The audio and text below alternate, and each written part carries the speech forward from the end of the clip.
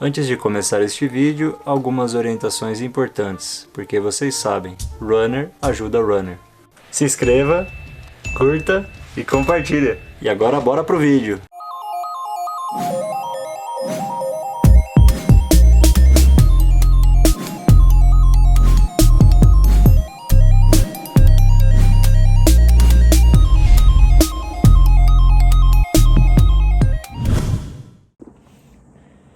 Olá, amigos runners, tudo bem com vocês?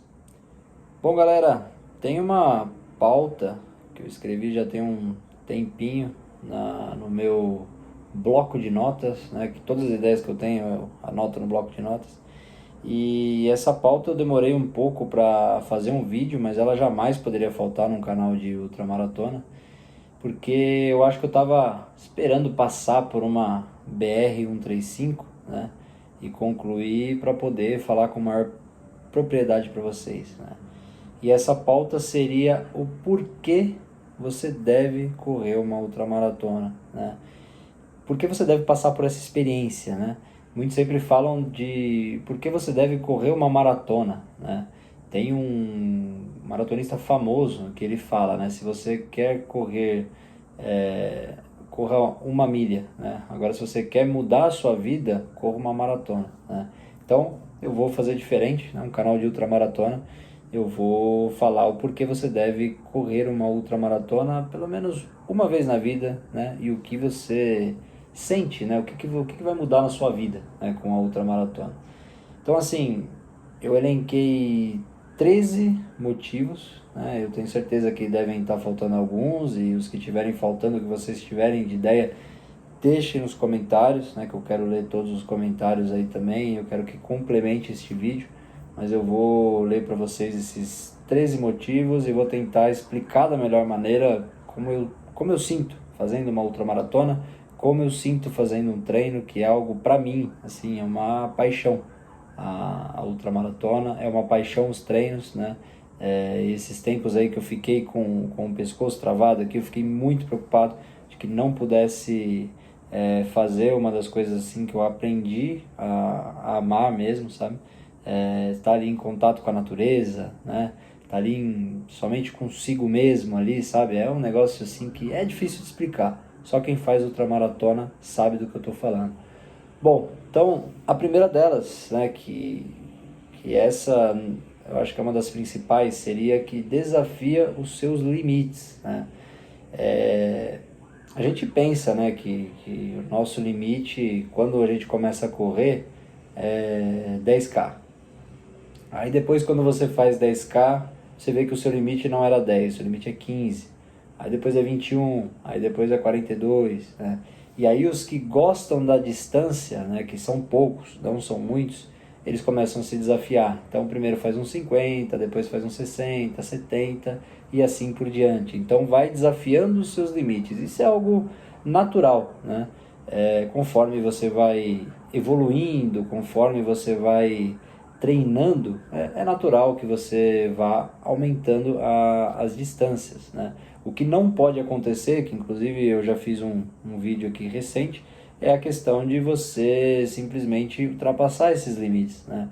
Porque existe uma linha muito tênue entre o que é saudável, né, e o que não é saudável, né? Então a gente teve recente, né, aquele caso trágico do menino que corria 5 km, foi tentar fazer uma maratona e acabou tendo uma parada no quilômetro 15, né?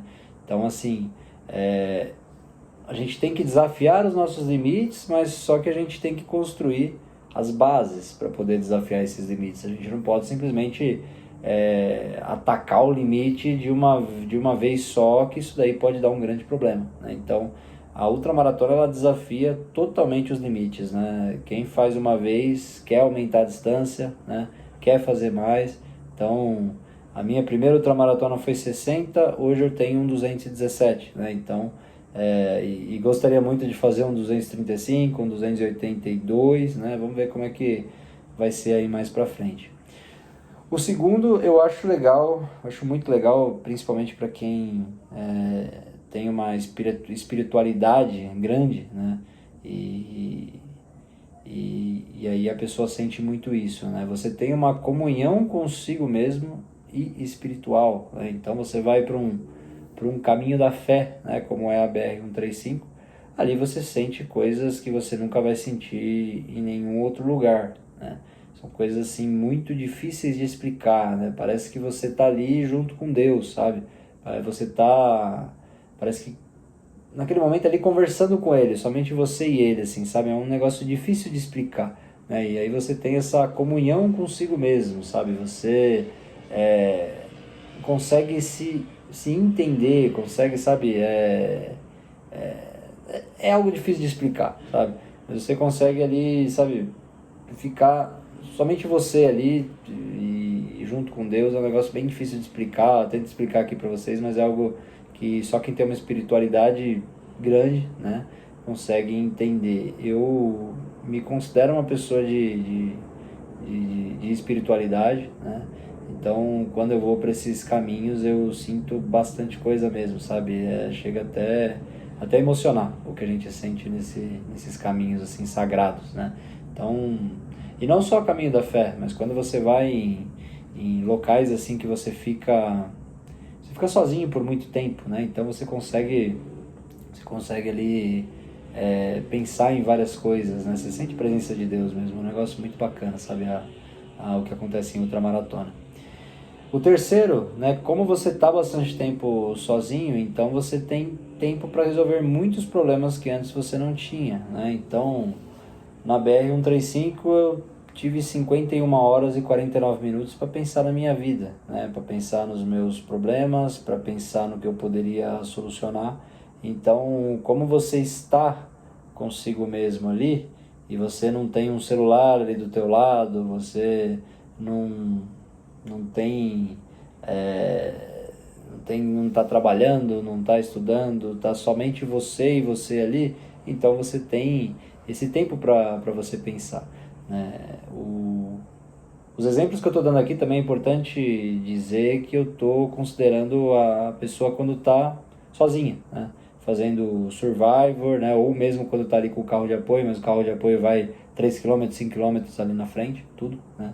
Então, eu tô dando esses exemplos mais quando a pessoa está sozinha, né? Porque o ultramaratonista é um tipo solitário, né? Se a pessoa não souber ficar sozinha, não conseguir correr sozinha, é muito difícil ela vai se tornar ultramaratonista, né? Tem que saber sair para um treino maior, né? Sozinho, treinar a cabeça, porque isso vai acontecer durante uma prova. Então, quando você está sozinho, você acaba pensando em muitas coisas que você não pensaria, que você não teria tempo, né? Então, essa é a terceira. Às vezes você resolve grandes problemas e tem grandes ideias quando você está correndo. Isso acontece muito comigo, né? A quarta é bem interessante também. Geralmente as ultramaratonas acontecem em locais que você não pensa tirar férias, né? Então, quando você pensa de férias, geralmente Nordeste, né? A gente pensa Nordeste, praia, né? Calor, tudo mais, né? E aí a gente vai para cidades em outras maratonas que você tem paisagens de tirar o fôlego, você acaba conhecendo locais que você não conheceria se você tivesse de férias, né? Então, assim, Minas eu sou suspeito para falar, né? Cada montanha que você sobe, né, é uma paisagem diferente, ali são várias fotos, sabe? É sensacional, né, as paisagens que a gente vê. E são locais geralmente que a gente não iria quando teria uma escolha, né? A quinta delas é um pouco mais polêmica, né? Mas quem faz ultramaratona sabe que é bem isso, né? Quem faz ultramaratona nem quer fazer mais corrida de rua, às vezes por conta disso. A ultramaratona ela é muito melhor que a corrida de rua no aspecto humano, tá? Um ajuda o outro, porque todos estão em dificuldades e tem uma competição, logicamente, porém saudável. Então, assim, como a ultramaratona ela pode ser até fatal, tá? Em alguns casos. Então, você tem um aspecto humano muito grande. Se você vê alguém passando mal no meio do nada, no meio do mato ali, você vai parar. Você não vai estar aí para o seu tempo, o que for, né? Esse ano na BR, inclusive, foi uma live que eu e o Morelli e o Latanza fizemos, né? Os meus apoios. E a gente discutiu muito isso, né? Que esse ano na BR se resgatou muito esse tipo de coisa que tinha se perdido. A gente teve uma situação em Andradas que nós paramos para ajudar um atleta que estava passando muito mal, e aí quem estava vindo junto também parou para ajudar, todos se preocuparam até que ele conseguiu se levantar e conseguiu continuar. Então, assim, a ultramaratona ela tem um aspecto humano muito forte, sabe? Todos se ajudam ali, né? Então é uma comunidade bastante unida. Logicamente que tem aqueles que destoam, né? Que pensam mais na questão da competição, tudo, os oportunistas, né? Os caronistas aí que eu estou sempre batendo aqui no canal, mas a maioria dos que estão da ultramaratona querem se ajudar. Então isso é muito, muito bacana. O 6, você aprende a ter humildade, que todos são iguais e que têm os mesmos problemas. Quem está na ultramaratona, todo mundo que está ali na ultramaratona é igual. Todos vão ter os mesmos problemas, todos vão ter as mesmas dificuldades, todos vão ter bolhas, todos vão ter assaduras, todos vão ter momentos de baixa, todos ali são iguais, né? Não adianta você ter mais dinheiro, você ter o melhor equipamento, você ter o melhor carro. Todos ali vão ser iguais, todos ali vão ter que enfrentar a mesma distância, né? Na ultramaratona, às vezes, até os mais rápidos, né, não conseguem se dar bem, né? Então, às vezes, nem adianta tanto treino, né? Porque, devido às condições, às vezes você não consegue, às vezes você quebra e você tem mais dificuldade do que uma pessoa que não está tão treinada quanto você. Então, a ultramaratona ela acaba nivelando tudo, né? Ali você tem que ser humilde, né? A ultramaratona, para você conseguir ser bem sucedido, você precisa ter humildade, né? Você precisa saber que os problemas vão vir, as situações vão vir e você vai ter que lidar com elas, né? Dependente de quem você seja, o que você é. Então precisa ter humildade na ultramaratona. O 7, você aprende a dar valor às pequenas coisas da vida, como dormir, ir ao banheiro, tomar banho. Meus amigos, isso aí eu aprendi a duras penas durante a Brasil 135. Lá eu tive a privação de sono por 2 noites seguidas. Eu tive que ir no banheiro no meio do nada, num banheiro de uma capela, eu lembro, lá no Pantano dos Teodoros, fazer número 2, sem descarga, sem tampa, sem papel, eu tive que pegar da minha mochila, sem absolutamente nada, o chão tudo molhado, né? Então, assim, são coisas que a gente não dá valor, sabe? Aquela noite de sono bem dormida, a gente poder ir no banheiro, a gente poder tomar um banho, sabe? São coisas que a gente não dá valor, são pequenas coisas que durante a ultramaratona a gente tem essa privação toda, né, durante o percurso. Então a gente aprende a dar valor a essas pequenas coisas. A 8 eu acho bem bacana, principalmente para quem vai Survivor, né? Porque quem vai Survivor tem um planejamento muito legal, né? Porque você está ali sozinho, né? Você tem que pensar em tudo, né? Quando você vai com carro de apoio, você tem outras pessoas que acabam pensando por você. Mas quando você vai Survivor, você tem um aprendizado muito grande com isso, que seria que você aprende a se planejar, né, na sua vida. Porque além de você ter que decidir tudo que vai ali dentro da sua mochila, que são as coisas mais difíceis que o ultramaratonista tem que fazer, né? A decisão do que vai colocar ali na mochila, acaba colocando sempre mais. Eu sou do time que sempre coloca bem mais na mochila para não faltar. Você ainda tem que estudar todo o percurso que você vai passar, todas as cidades, onde que você vai deixar seus pontos de drop bag, imaginar o que vai acontecer, né? Como que vai estar o tempo, se vai estar bom, se não vai estar, se você vai precisar trocar de meia. Então, assim, você tem que fazer toda uma logística, né? E isso, por exemplo, durante o trabalho, isso pode te ajudar muito, né? Quando você está numa situação difícil, você para e pensa, né? Bom, vou colocar aqui num caderno que eu vou precisar, colocar aqui num bloco de notas aqui, vou anotar passo por passo, e aí você consegue fazer o trabalho bem feito, né? Então, assim, a ultramaratona acaba simulando a vida, acaba simulando o trabalho, né? Você aprende muito bem como planejar. O 9 eu acho interessante porque você vê muita gente que não vai treinar porque está chovendo, porque está com muito sol, né? Eu acho um absurdo, né, quando você sai para treinar meio-dia. Mas na ultramaratona você aprende a correr na chuva, sol de 40 graus, o tempo que for, você para de reclamar, você não tem mais tempo ruim. Então, por exemplo, você vai fazer uma corrida de rua, E aí você vai ver todo mundo lá se queixando que está com muito sol, queixando que está muita chuva, você não, você vai estar lá de boa, né? Você vai estar já acostumado, né? Na ultramaratona você fica tanto tempo exposto que você pega chuva, você pega sol, então tanto faz, né? Quando você, que nem esse próximo sábado, né? Eu tô gravando esse vídeo numa quinta-feira, eu tô pensando em ir pra Serra do Japi. Mesmo se chover, pego pego a minha corta-vento, pego a minha capa de chuva e vamos embora fazer os 40K que eu quero entregar, né? Então, assim, você aprende a ter essa disciplina, né, de que não tem tempo ruim, você simplesmente vai, né? O 10. Após ela, você vê que não tem mais dificuldades na sua vida e que tudo tem um jeito. Isso é bem verdade. Isso é muito verdade, né?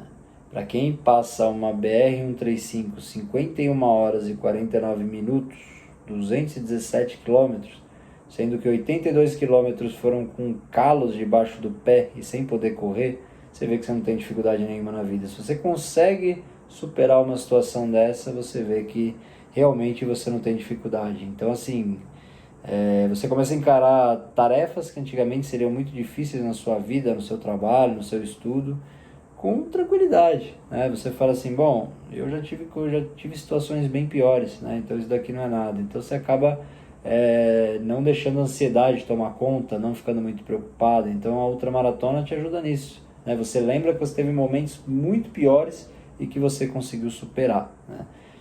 O 11º, o mental fica muito forte e não desistir, e desistir não é mais uma opção, né? Então, muitas pessoas falam que o mental ele é bem mais importante do que a parte física na ultramaratona. Eu acho que vamos dizer assim, uns 99% fala isso, né? Que a ultramaratona é mais o mental do que a parte física. Porque eu, particularmente, quando passa de 1,50 km, o meu físico já era. Meu físico já está todo detonado e aí vai na tua força de vontade, né? Porque o teu corpo toda hora vai ficar falando para parar, né? O teu corpo, ele está acostumado ao conforto, ele está acostumado a ficar sentado, a ficar deitado. Então, ele quer que você pare de qualquer momento, de qualquer maneira, né? Então, a tua cabeça que vai mandar, né? O teu mental acaba ficando muito forte, né? Na BR-135, como eu falei para vocês anteriormente, eu tive 82 quilômetros de calo, né? Logicamente que eu fico pensando, né? Se eu tivesse Survivor e eu chegasse em Borda da Mata naquela condição e visse meu pé naquela condição, talvez eu não tivesse cabeça, né? Os meus apoios, eles foram anjos nessa parte. Eles me levaram até Paraisópolis, né? Porque para mim estava muito difícil, estava muita dor. Eu lembro quando eu saí de Borda da Mata, e aí eu comecei a caminhar, eu tava pensando, não vou conseguir. Depois eu fui acostumando, sabe? Depois eu fui acostumando e eu só queria terminar. Mas ali de Borda da Mata até um pouquinho depois que saí de Borda da Mata, eu fiquei pensando, sabe, em parar e não continuar. E isso daí passou pela cabeça, né? E simplesmente eu acabei indo e depois acabei acostumando, né? Então, assim, o desistir acaba não sendo mais uma opção, é uma palavra meio que fica fora do dicionário. Então, quando você é ultramaratonista, você começa a vir uma dor no joelho. Isso aconteceu comigo na minha primeira BR. Eu tive dores no joelho que eu falei, vou ter que parar. E aí no minuto seguinte a dor tinha passado, né? Então você aprende que essa dor pode ser porque você pisou errado. Você bateu numa pedra ali, aí começou a doer, né? E você começa a ter bolha. Aí você vai lá, né, fura a bolha, drena, faz tudo certinho e depois você volta de novo. Então assim, você vai tentando todas as opções possíveis para não precisar desistir. Quando eu fui DNF lá na BR, eu tentei fazer de tudo também, para que não chegasse nesse ponto, né? Mas ali faltou um pouco do mental, né? E aí teve várias outras situações também, como estava acima do peso, né? Tava carregando muito peso, né? E tava com bastante dores na coluna. E aí também eu não tive mental para essa parte dos calos, né? Se eu tivesse com carro de apoio, com certeza eu teria tido essa ajuda exterior aí para me manter. Mas o mental ele fica muito forte. Então assim, eu quando estou numa prova dessa, eu quando estou num treino, eu não penso em desistir. Só se eu tiver muito lesionado, sabe? Se eu tiver de uma maneira que eu não consiga botar o pé no chão. Mas desistir realmente eu não penso, né? Então fica muito forte. O 12 basicamente assim complementa o que eu falei do 11, né? Que o 12 seria o físico ficar forte e não é qualquer dor que vai te atrapalhar. Então, como eu falei para vocês, eu vejo muita gente que está começando a correr, né, da corrida de rua, que qualquer dorzinha já para, né? Ah, não vou treinar mais, não, já fica 1 mês, 2 meses, já vai para fisioterapia e tudo mais, né? E assim, quando você está na ultramaratona, você percebe que essas dores acabam sendo normais, né? Elas acabam sendo meio que companheiras ali, essas dores. Você acaba meio que se acostumando com elas, né? E não são dores de lesões nem nada disso, né? Você, logicamente que o ultramaratonista tem que ter muito fortalecimento, tem que fortalecer demais para poder aguentar, né? O tanto de tempo ali que você está exposto, o tanto de tempo ali que você está usando suas articulações. Só que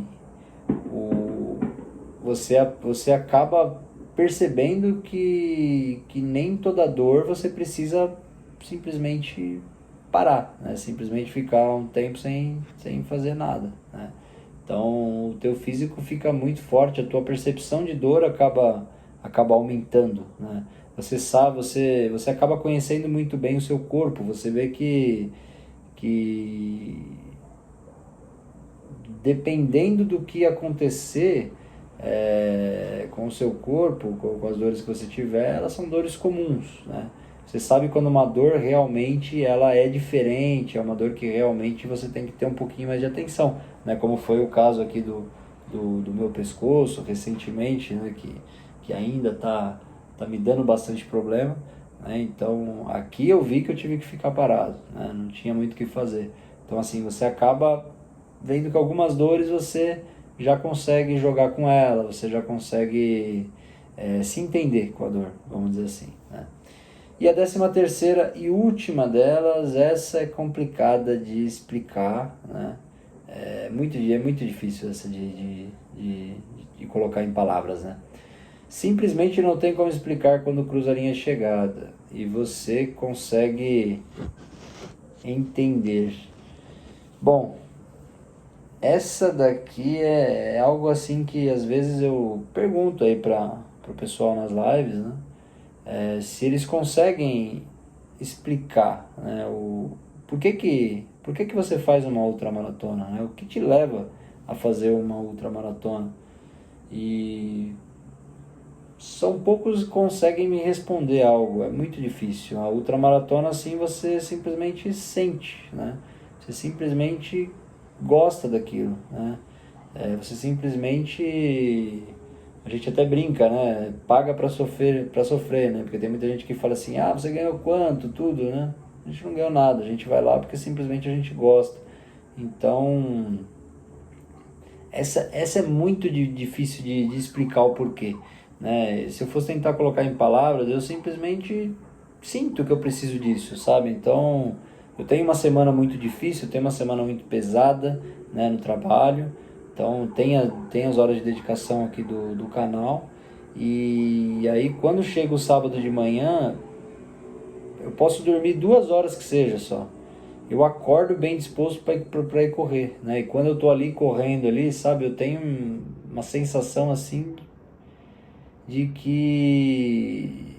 liberdade, eu posso dizer assim, uma sensação de liberdade, né? Durante a SP City que eu fiz, que foi uma das maratonas mais sofríveis que eu já fiz na minha vida, e eu tava ali sofrendo, mas era um sofrimento que eu tava feliz por ter aquele sofrimento, sabe?